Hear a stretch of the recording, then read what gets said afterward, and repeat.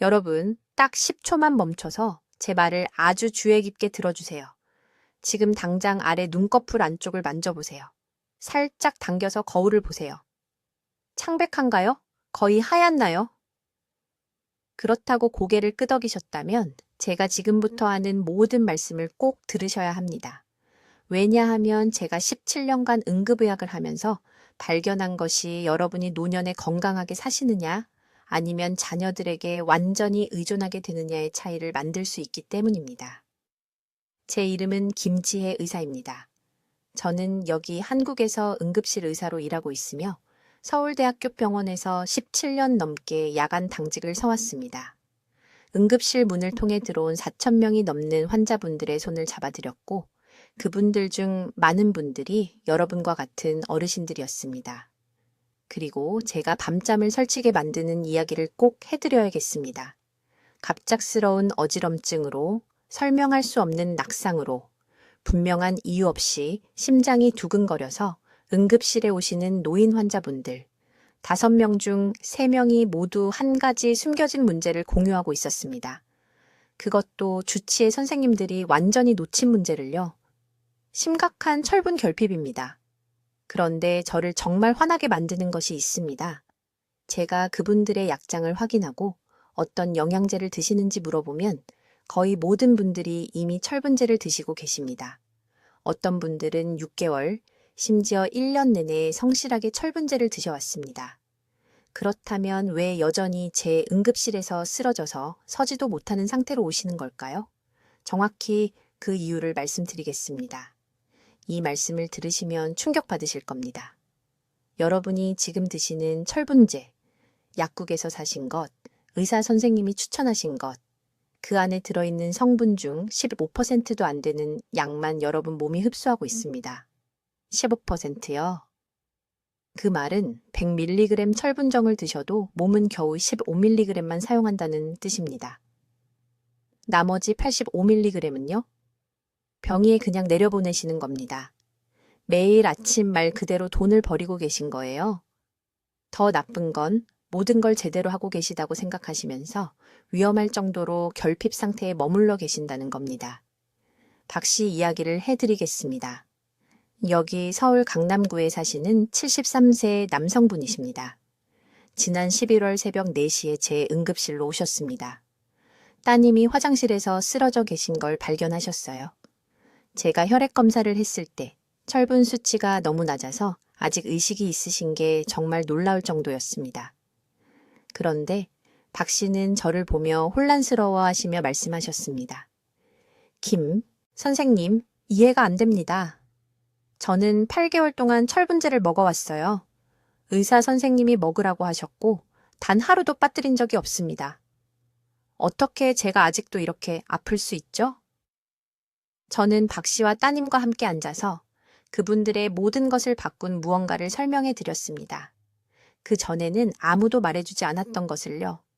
철분은 혼자서는 작동할 수 없습니다.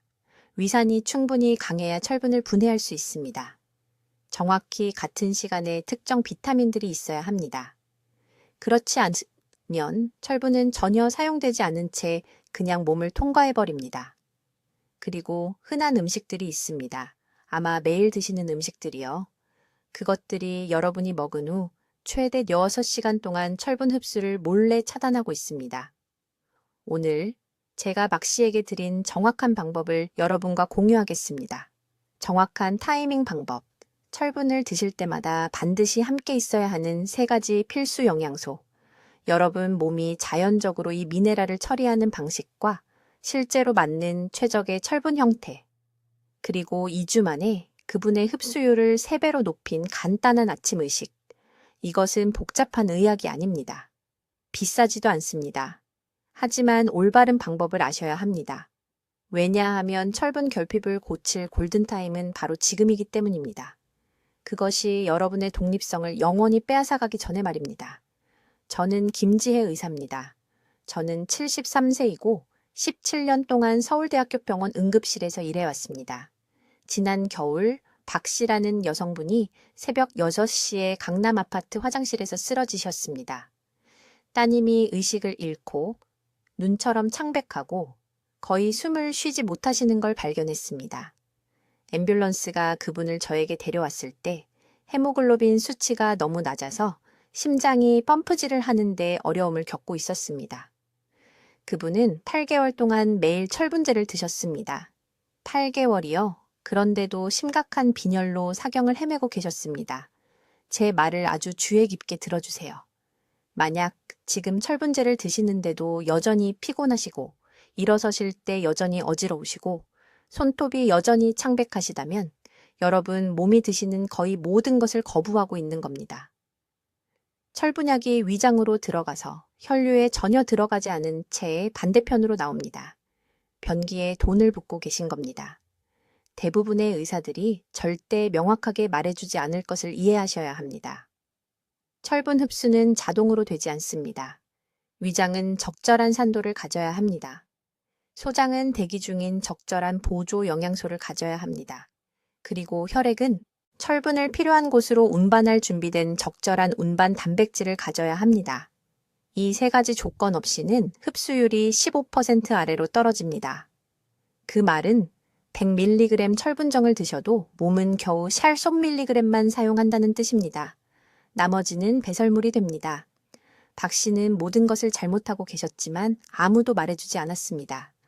아침에 커피와 함께 철분제를 드셨어요. 커피에는 철분과 결합해서 흡수를 불가능하게 만드는 탄닌이 들어 있습니다. 또한 골다공증을 예방하라고 의사 선생님이 말씀하셔서 동시에 칼슘 보충제도 드셨습니다. 그런데 칼슘은 장에서 철분과 똑같은 흡수 경로를 놓고 직접 경쟁합니다. 서로 싸우고 둘 다 집니다. 응급실에서 수천 건의 빈혈 사례를 치료한 후 제가 발견한 것이 있습니다. 가장 빨리 회복한 환자분들은 가장 높은 용량의 철분을 드신 분들이 아니었습니다. 그분들은 위산을 먼저 개선한 사람들이었습니다. 나이가 들면서 우리 위는 염산을 덜 생성하게 됩니다. 이 산은 음식 속 철분을 장에서 흡수할 수 있는 용해된 형태로 바꾸기 때문에 절대적으로 필수적입니다. 충분한 산이 없으면 철분을 산더미처럼 먹어도 여전히 결핍 상태가 됩니다. 부산에서 오신 최혜 씨라는 환자분이 계셨는데 78살이셨습니다. 가슴 통증과 극심한 피로로 응급실에 오셨습니다. 철분 수치가 위험할 정도로 낮았습니다. 아침 식사로 무엇을 드시는지 여쭤봤더니 찬 우유를 마시고 잼 바른 빵을 드신다고 하셨습니다.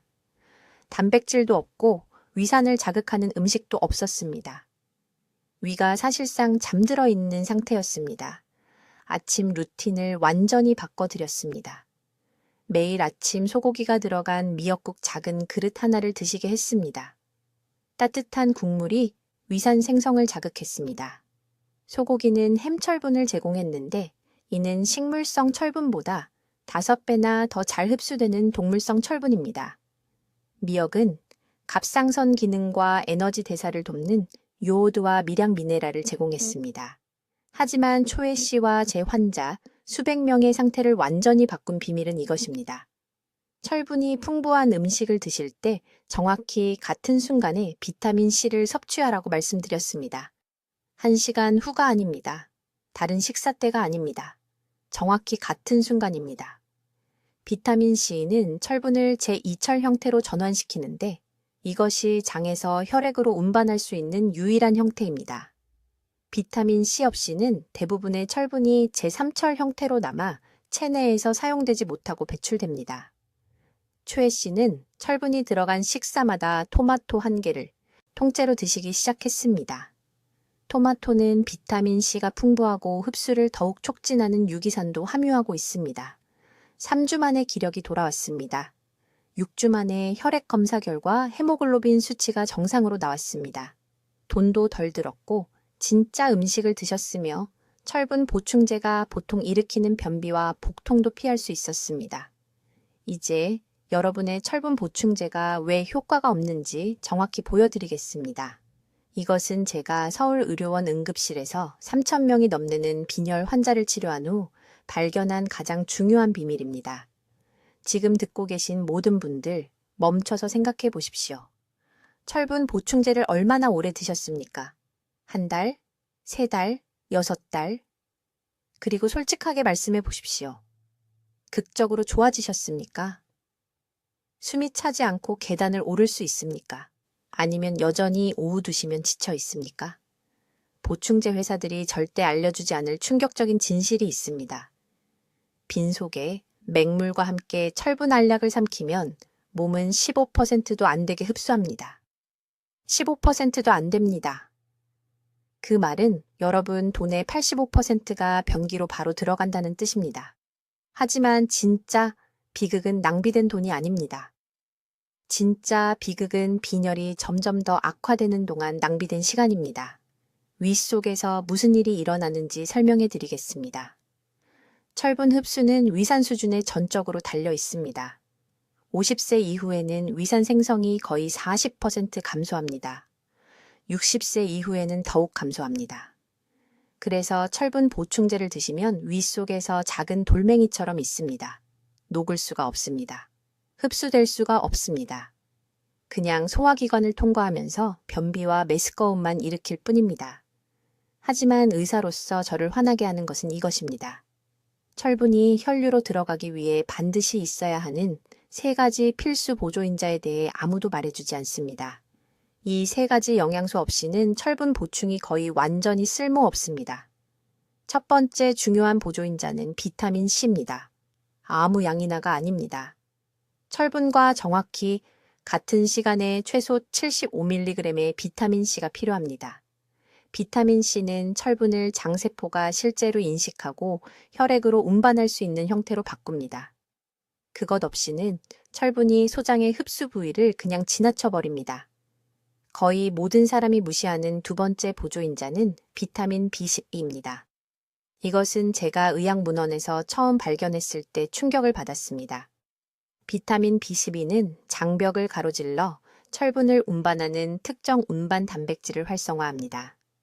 B2가 부족한 환자들은 철분 보충제를 영원히 먹어도 거의 개선이 없을 수 있습니다. 저는 응급실에서 이런 패턴을 수백 번 봤습니다.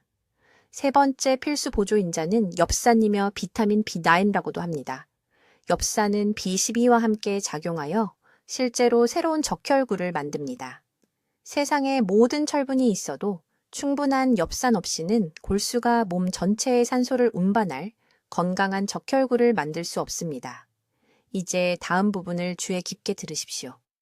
올바른 보조인자를 섭취하는 것보다 더 중요한 것이 있습니다. 철분 차단제를 피해야 합니다. 이것들은 철분 흡수를 완전히 막는 흔한 음식과 음료인데 대부분의 사람들이 일으키는 손상을 모르고 매일 섭취합니다. 1번, 철분 차단제는 차입니다. 녹차와 홍차 모두 탄닌이라는 화합물을 함유하고 있어 철분과 결합하여 흡수를 불가능하게 만듭니다. 철분을 섭취하기 전후 2시간 이내에 차를 마시면 보충제를 낭비한 것입니다. 두 번째 주요 차단제는 칼슘입니다. 여기에는 우유, 치즈, 요구르트, 심지어 칼슘 강화 식품도 포함됩니다. 칼슘과 철분은 장에서 같은 흡수 경로를 놓고 경쟁합니다.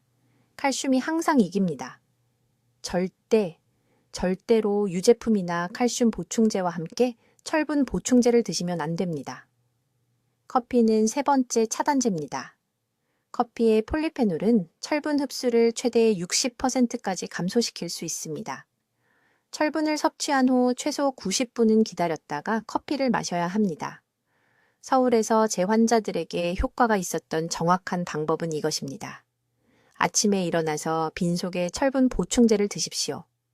즉시 비타민 C를 위해 생 오렌지 주스와 함께 삼키십시오. 그런 다음 아침 식사를 하거나 커피를 마시기 전에 정확히 1시간을 기다리십시오. 이 간단한 변화가 흡수율을 3배로 높일 수 있습니다. 지금 아래 눈꺼풀을 만져보시고 아래로 당기십시오. 거울을 보십시오. 안쪽이 연한 분홍색이나 흰색인가요? 만약 흰색이라면 현재 복용하시는 철분제가 전혀 효과가 없다는 뜻입니다. 지금 당장 바꾸셔야 합니다. 지금이 바로 골든타임입니다. 여러분, 이제부터가 영양제 회사들이 절대 알려주고 싶지 않은 핵심 내용입니다. 왜 철분제가 몸속에서 아무 효과도 내지 못하고 그냥 빠져나가는지 정확히 설명드리겠습니다. 아주 주의 깊게 들어주세요. 이 내용이 매달 수만 원씩 아끼게 해드릴 겁니다. 서울대학교 병원에서 응급 환자를 치료한 17년 동안 저는 똑같은 패턴이 수백 번 반복되는 걸 봤습니다. 환자분이 오시는데 지쳐있고 창백하고 거의 서 있지도 못합니다. 병력을 확인해보면 6개월, 때로는 1년 내내 철분제를 드셨더군요. 귀한 연금으로 비싼 영양제를 사셨습니다. 그런데 혈액 검사 결과는 똑같습니다. 전혀 나아지지 않았어요. 왜 이런 일이 생길까요? 답은 위산입니다. 위산이 철분 흡수의 열쇠입니다. 위에 산이 충분하지 않으면 철분제는 그냥 돌멩이처럼 그대로 있습니다. 분해되지 않습니다. 흡수되지 않습니다. 장을 통과해서 그대로 빠져나갑니다. 완전히 낭비죠. 자, 여기서 아무도 알려주지 않는 사실이 있습니다. 50세가 넘으면 위산 생성량이 40% 줄어듭니다. 60세가 넘으면 60% 줄어듭니다. 70세가 넘으면 어떤 분들은 위산이 거의 나오지 않습니다. 강남구에 사시는 74세 박 여사님께 정확히 이런 일이 일어났습니다. 지난 겨울 제 응급실에 거의 의식을 잃은 채로 오셨습니다. 딸분이 엄마가 돌아가시는 줄 알고 울면서 데려오셨어요. 박 여사님의 헤모글로빈 수치를 확인했더니 위험할 정도로 낮았습니다. 겨우 6,2였어요. 여성의 정상 수치는 12 이상입니다.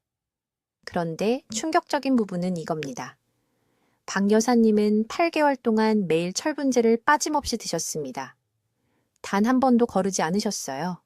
약사가 시키는 대로 다 하셨습니다. 제가 간단한 질문 하나를 드렸습니다. 박 여사님, 철분제를 언제 드세요? 아침 식사 직후에 녹차랑 같이 먹어요. 라고 하셨습니다. 바로 거기였습니다. 그게 문제였어요. 철분 흡수를 망치는 3가지 치명적인 실수를 설명드리겠습니다. 지금 이 글을 읽으시는 분들 중 최소 한 가지는 하고 계실 겁니다.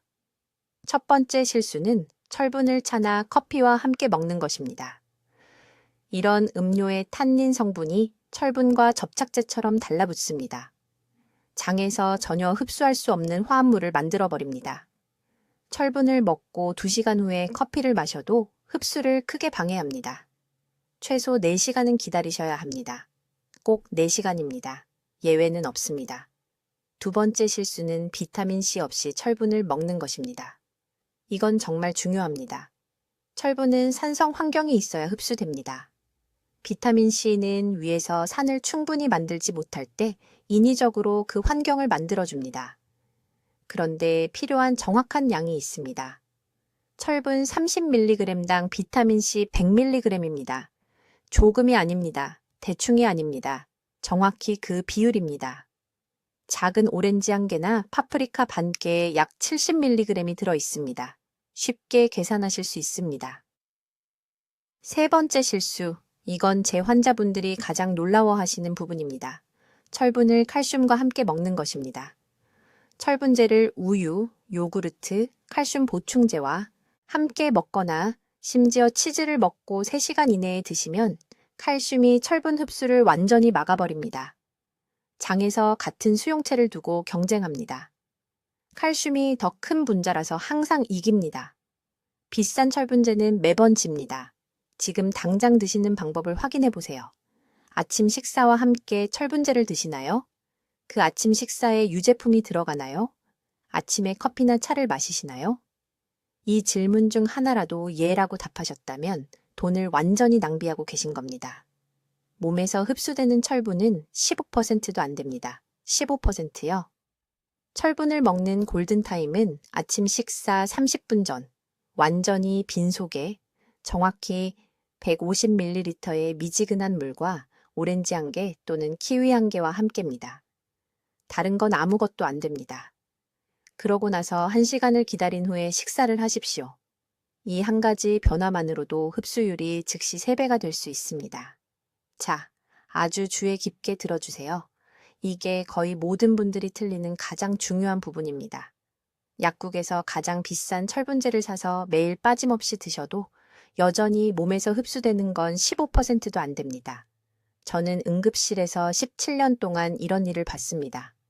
환자분들이 매달 다시 오시는데 여전히 지쳐 있고 여전히 창백하고 여전히 힘들어 하십니다. 혈액 검사를 보면 철분이 체에 물 빠지듯 그냥 통과해버린 겁니다. 제가 발견한 충격적인 진실을 말씀드리겠습니다. 철분은 혼자서는 세포로 들어갈 수 없습니다. 세 가지 특정한 동반자, 혈류로 가는 문을 여는 세 가지 필수 파트너가 필요합니다.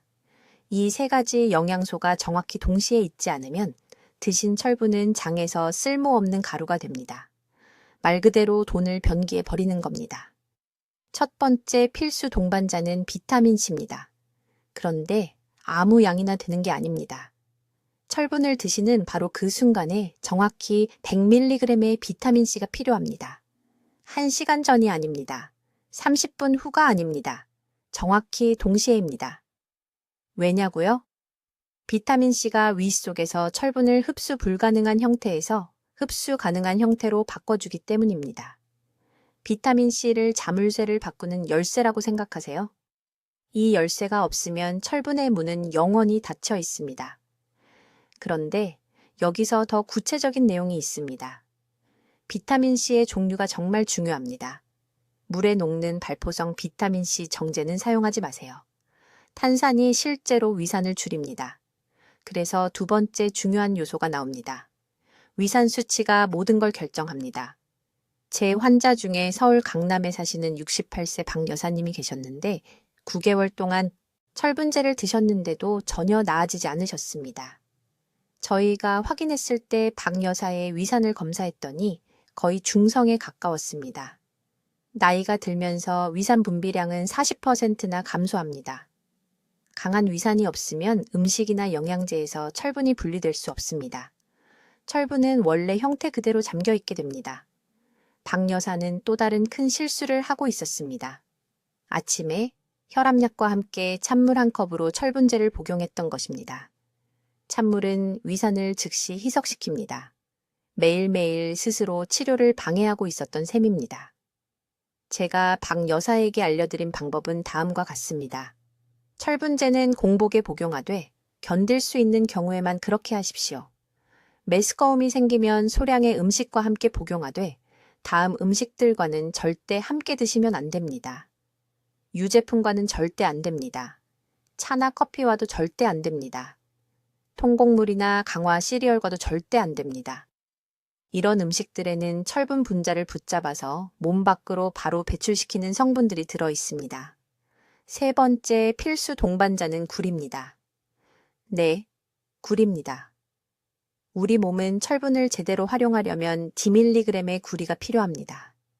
구리가 충분하지 않으면 간에 아무리 많은 철분이 저장되어 있어도 적혈구로 운반될 수 없습니다. 이것이 바로 어떤 분들이 철분 저장 수치는 높은데도 여전히 빈혈 증상을 겪는 이유입니다. 이 세 가지 동반자를 어디서 얻을 수 있을까요? 중간 크기 오렌지 하나에는 비타민C가 70mg 들어 있습니다. 철분제를 먹기 직전에 드십시오. 구리는 해바라기 씨 한 줌 정도나 참가에 2큰술을 매일 드시면 됩니다. 이것들은 한국 어느 시장에서나 구할 수 있는 흔한 음식들입니다. 하지만 시간 조절이 절대적으로 중요합니다. 철분제는 차나 커피를 마시기 2시간 전 또는 4시간 후에 복용하십시오.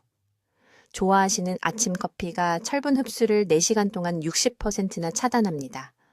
철분제를 먹고 30분 후에 커피를 마셔서 영양제 효과를 완전히 망치는 환자들을 많이 봤습니다. 위산 문제는 즉각적인 조치가 필요합니다. 60세가 넘으셨다면 위산이 부족할 가능성이 높습니다. 사과 식초 1큰술을 따뜻한 물에 타서 철분제 복용 15분 전에 드십시오.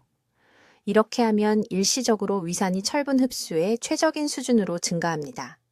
한 가지 더 중요한 점이 있습니다. 칼슘은 철분의 적입니다. 칼슘 보충제를 드시거나 우유, 치즈, 요구르트 같은 칼슘이 풍부한 음식을 드신다면 철분 복용 시간과 4시간 간격을 두십시오. 제산제도 철분을 완전히 차단합니다. 이것이 바로 지금 하시는 철분 복용법이 효과가 없는 이유입니다. 세 가지 동반자가 빠져 있고 잘못된 시간에 철분을 복용하며 잘못된 음식으로 인해 실수로 흡수를 차단하고 계신 겁니다. 이제 제가 응급실에서 매주 목격하는 5번째 중대한 실수에 대해 말씀드리겠습니다. 이것은 너무나 쉽게 예방할 수 있는 일이라서 제 마음이 아픕니다. 사람들이 완전히 잘못된 시간에 철분제를 복용해서 알약이 녹기도 전에 흡수율을 망치고 있습니다. 몸속에서 정확히 어떤 일이 일어나는지 설명해 드리겠습니다. 위산 수치는 하루 종일 극적으로 변동합니다. 아침에 밤새 공복 상태를 유지한 후에는 위산 농도가 절대적인 최고치에 이릅니다. 이때가 철분 흡수의 황금 시간입니다. 철분은 영양제 형태에서 장에서 실제로 흡수할 수 있는 형태로 변환되려면 매우 산성인 환경이 필요합니다. 강한 위산이 없으면 철분제는 그냥 몸을 통과해 나가버려서 완전히 낭비됩니다. 하지만 대부분의 사람들이 잘못하는 것이 있습니다. 저녁 식사 후에 철분제를 복용합니다. 배불리 먹은 후에 말이죠. 위가 이미 음식을 소화하느라 과부하 상태일 때 농축된 위산이 덜 생성되고 방금 먹은 모든 것으로 희석된 상태에서 복용합니다. 흡수율이 10% 이하로 떨어집니다. 말 그대로 돈을 변기에 버리는 셈입니다. 저는 응급실에서 이것을 힘들게 배웠습니다. 강남에 사시는 68세 박 여사가 심한 피로와 어지러움으로 오셨습니다. 혈액 검사 결과 철분 수치가 위험할 정도로 낮았습니다. 박 여사는 혼란스러운 표정으로 저를 보며 말했습니다. 김 선생님, 저는 8개월 동안 매일 밤 철분제를 먹었어요. 왜 나아지지 않고 더 나빠지는 거죠? 저는 간단한 질문 하나를 했습니다. 정확히 언제 드시나요? 박 여사는 저녁 식사 후에 다른 약들과 함께 먹어요. 그래야 잊어버리지 않거든요. 라고 답했습니다. 바로 거기에 문제가 있었습니다. 8개월간의 영양제 복용이 완전히 낭비된 것입니다. 위가 너무 가득 차 있고 위산이 너무 희석되어 있어서 철분이 흡수되지 않고 그냥 통과해버렸던 겁니다. 저는 한 가지만 바꿨습니다. 딱 한 가지만요. 똑같은 철분제를 아침 식사 30분 전에 공복 상태에서 맹물과 함께 드시라고 했습니다.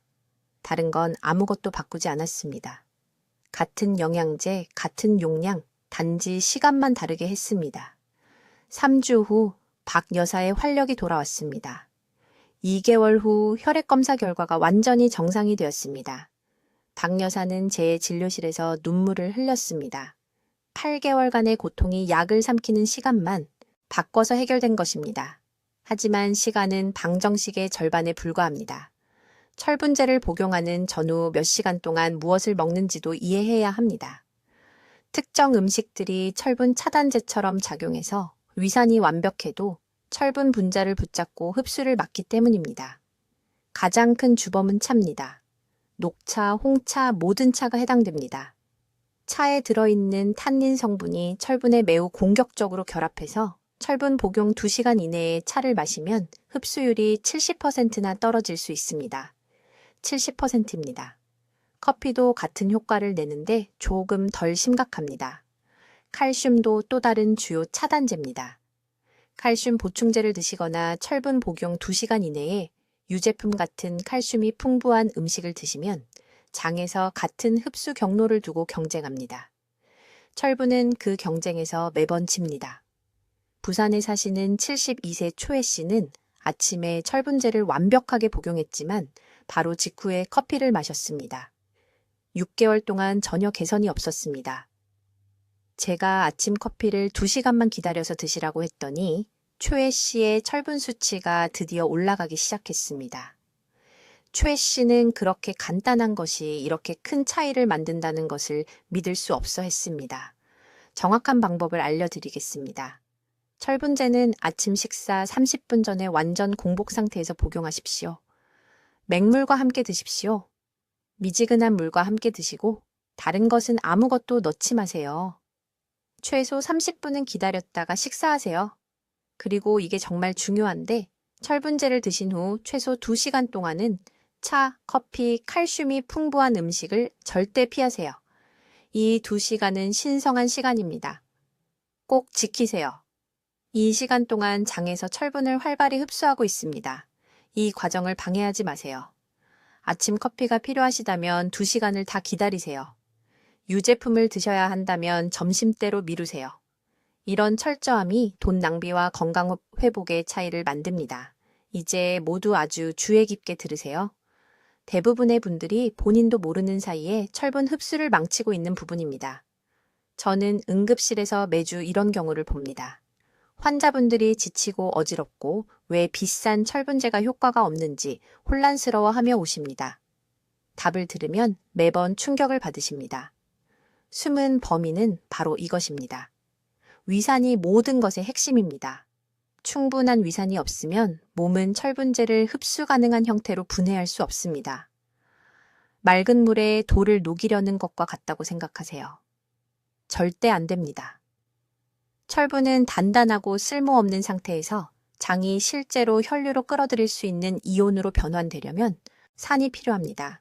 하지만 문제는 이겁니다. 50세 이후 위산 생산이 40% 감소합니다. 60세가 되면 50% 이상 감소할 수 있습니다. 즉, 매일 철분을 드셔도 몸은 그중 15%만 흡수하고 있다는 뜻입니다. 나머지는요? 소화기관에 그냥 앉아서 변비와 메스꺼움을 일으키다가 배설물로 배출됩니다. 말 그대로 돈을 변기에 버리는 겁니다. 작년에 제 응급실에 오신 강남에 사시는 68세 박 여사님 얘기를 해드리겠습니다.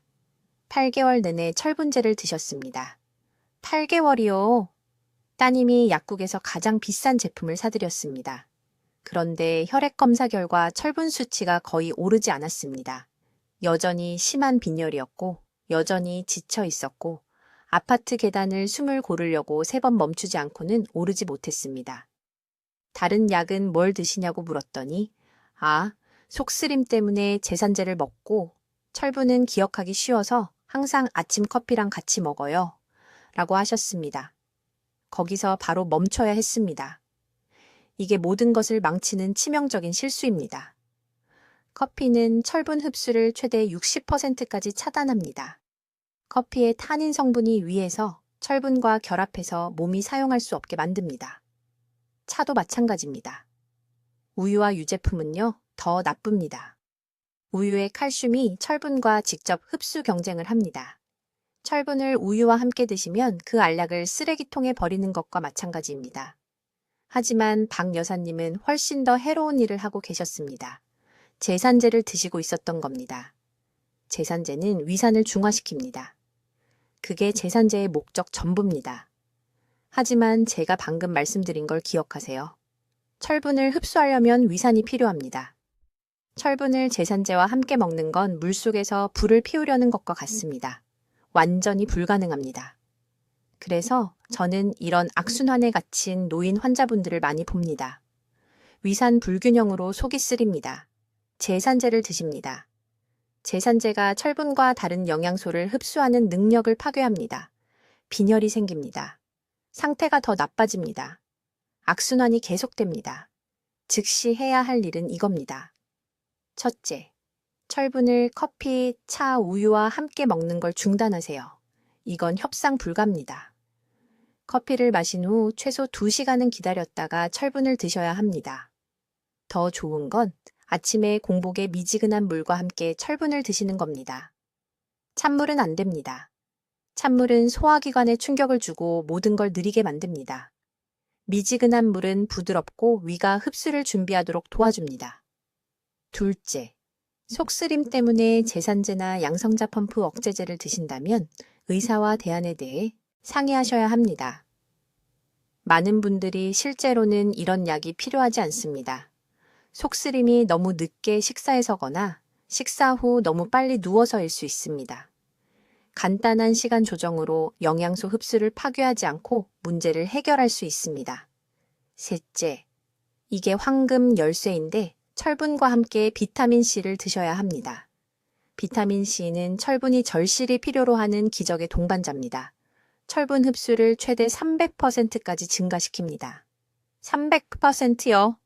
철분제를 작은 컵에 신선한 오렌지 주스와 함께 드시거나 바로 후에 키위를 드세요.